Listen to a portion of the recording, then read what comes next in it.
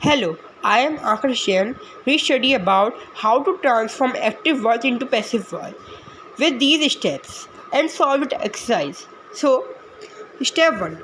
Find the verb in a given sentence. जो आपको sentence दिया है इसमें आपको गिवन सेंटेंस में जो गिवन सेंटेंस है इसमें आपको वर्ब फाइंड करनी है। वर्ब फाइंड करते वक्त हमेशा आपको हेल्पिंग वर्ब और मेन वर्ब दोनों लेनी पड़ती है। तो यहाँ पे हम हेल्पिंग वर्ब दोनों और मेन वर्ब दोनों लेंगे और लिख देंगे हेल्पिंग वर्ब और मेन वर्ब।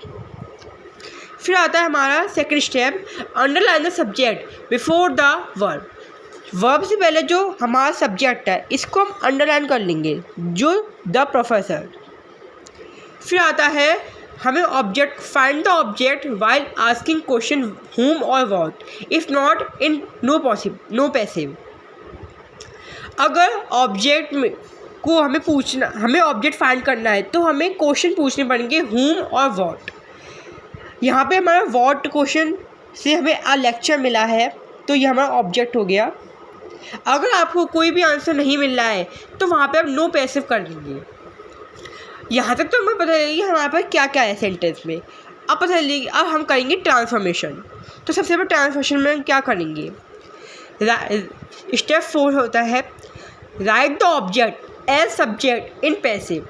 हमें यहाँ का ऑब्जेक्ट पैसिव में सब्जेक्ट की तरह लिखना है, तो यहाँ का ऑब्जेक्ट हम पैसिव में सब्जेक्ट की तरह लिखेंगे।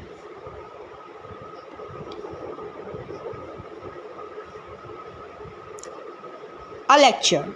फिर आता है helping verb is written according to tense for singular plural. Helping verb लिखेंगे सिंगुलर प्लूरल के हिसाब से। यहाँ पे ये दोनों सिंगुलर है तो इसके साथ हमेशा सिंगुलर आता है, तो यहाँ पे इस लिखेंगे।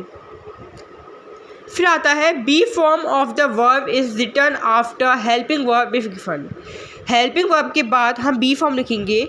यहाँ पे हम जो मेन वर्ब है आईएनजी है, आईएनजी इसलिए हम बी को बीइंग लिखेंगे। फिर आता है हमारा after be form third form of the verb is written it is compulsory. इसको बी फॉर्म लिखने के बाद हम इस मेन वर्ब है इसको हम थर्ड फॉर्म लिखेंगे। तो डिलीवरिंग का डिलीवर, फिर उसमें थर्ड फॉर्म होगी delivered.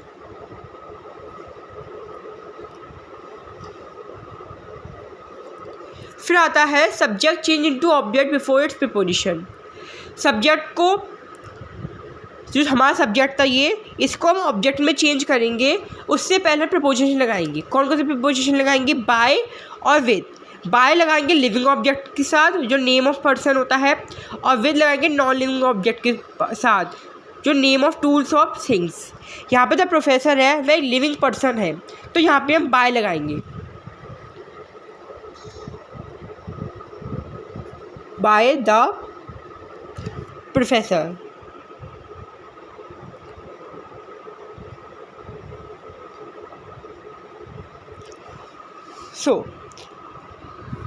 So the professor is delivering a lecture is active voice. A lecture is being delivered by the professor is passive voice. Thank you.